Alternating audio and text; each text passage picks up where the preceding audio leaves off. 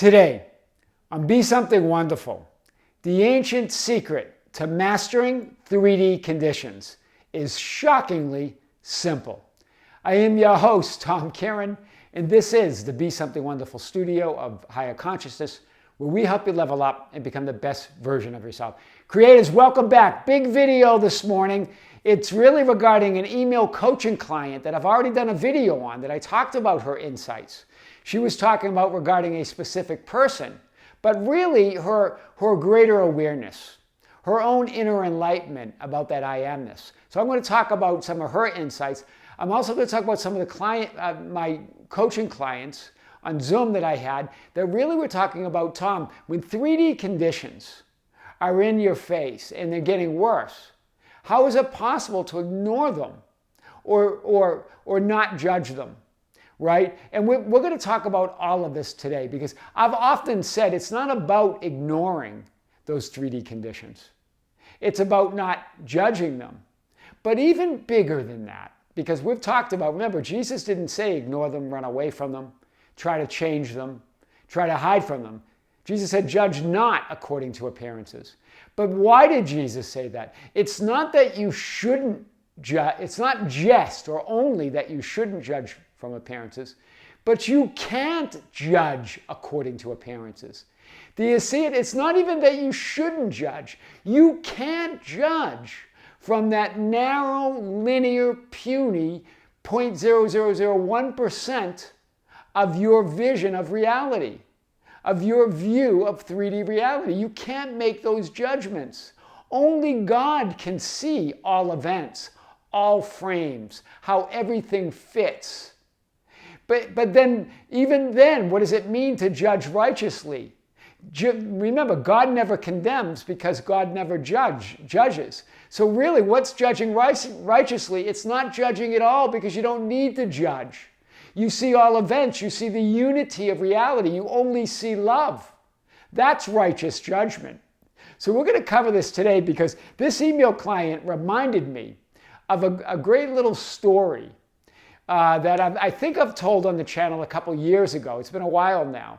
Of when the gods knew of man's power, they wanted to hide it from man because they thought if man found out about their power, that I amness, the power to be, do, or have whatever their heart desires, the power to create their own reality, right? That they would want to take a place with the gods, have a place with the gods. The gods didn't want that. So they looked, okay, where are we going to hide it? Deep in the sea, maybe deep in the sea where they won't find it. No, man's clever, they'll find it there. What about high in the sky? No, they're too smart. Man's too smart, I'll find that. Where could we hide it then? Oh, I know. We'll hide it within man. They'll never look for it there. And boy, is that true. We never look for that power. We're always looking for the power out there in the people, events, and circumstances where it is not. So I want to hit this today. Here are some of, this client is amazing. This is a series of emails from her, long ones, deep ones, right? And she started out as a coaching client, right? Not seeing this, but now seeing this. But this is her. This isn't me. This is her insights. This is her seeing it, right? He was mirroring my assumptions, and I was guiding him deeper and deeper into my fearful script and my story. In other words, he was mirroring my judgments of reality, right? Because remember, you're not seeing reality. You're not looking at reality and then making judgments. You're making judgments and assumptions and then looking upon those judgments and assumptions. Wow. There's nothing to forgive and forget. It was just a story. There's no history between us. There are just random stories I created depending on what my external environment was mirroring to me. I love this. There's no history. There's just random stories or random frames of reality. Do you get it? That are not connected. Remember, you make the connection. You thread those frames. She was threading it into a scary story.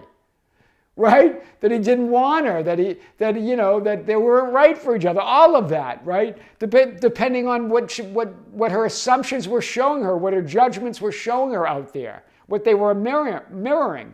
She just finally said, I'm the only truth. I'm the only reality. I am. That's the ancient secret. That's the secret. That's the power the gods were trying to hide. That's what the arcane teachings call the open secret. It's I am. That's what God told Moses. That you are God, that God's within you, that there's only one God. Right? That's what the message has been all along for thousands of years. She goes, I get it, Tom. You don't even need to imagine. You don't need to assume anything to remain in this state. You just know from that place of awareness that you are the creator, you are reality.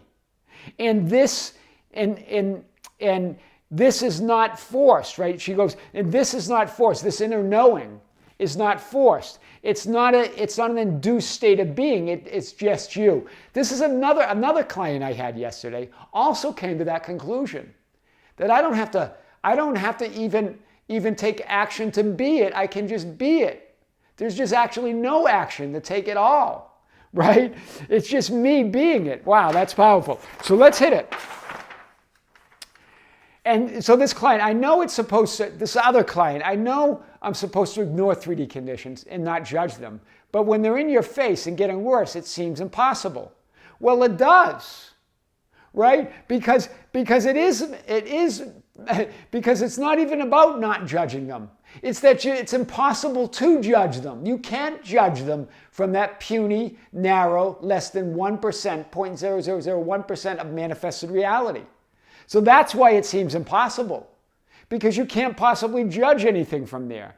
Do not judge according to appearance, but judge with righteous judgment. It's not about ignoring conditions. It's realizing and being aware that your judging is the source and cause of those conditions. Right? It makes no sense to judge them. The cause is the judgment. When you release judgment, when you relinquish judgment, you relinquish cause. And if you relinquish cause, you relinquish those unwanted effects, those unwanted conditions, those things that you say are in your face. Do you see it? That's powerful. So, judge not according to appearance. The message is bigger, as revealed in A Course in Miracles, than what we understand it to be. Jesus knew, right? It's not that you should not judge, but you cannot judge.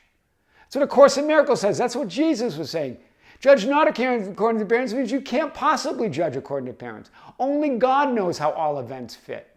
Only God knows all the past, present, and future frames, and everything that can, will, and will ever be. Right? You're not seeing 3D conditions, appearances of the manifested world, and then judging them.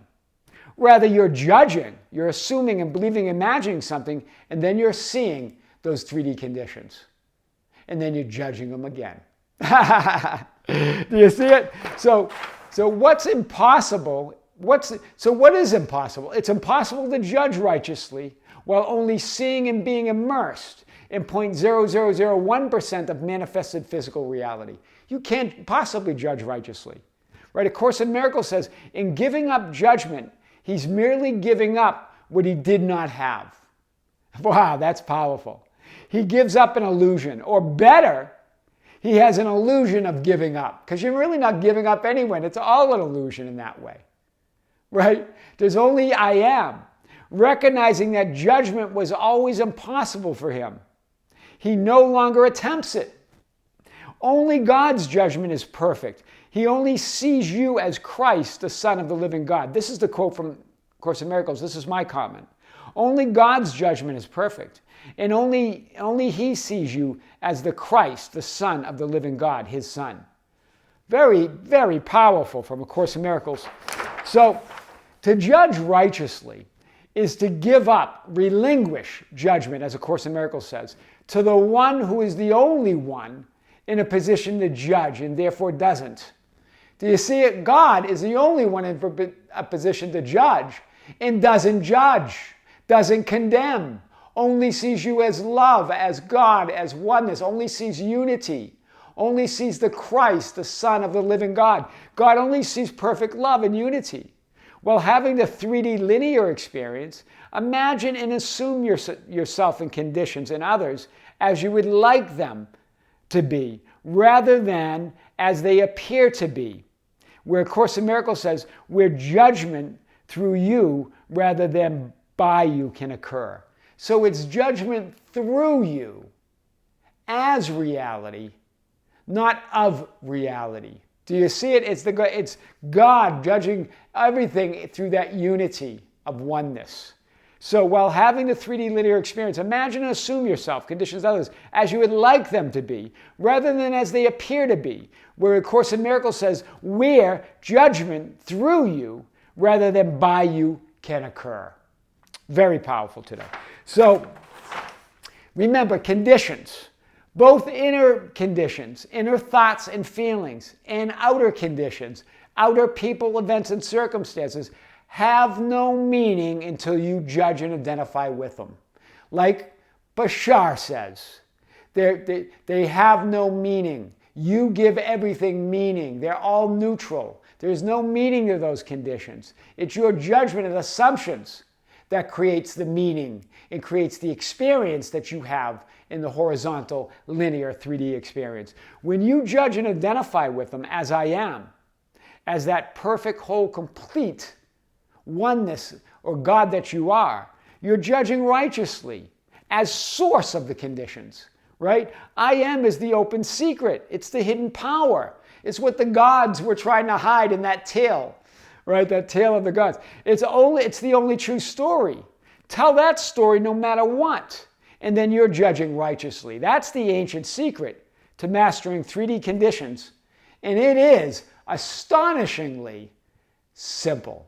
That's why Jesus said, at first it will disturb you, that I am is the only reality. It's you. It's all you. And then it will amaze you.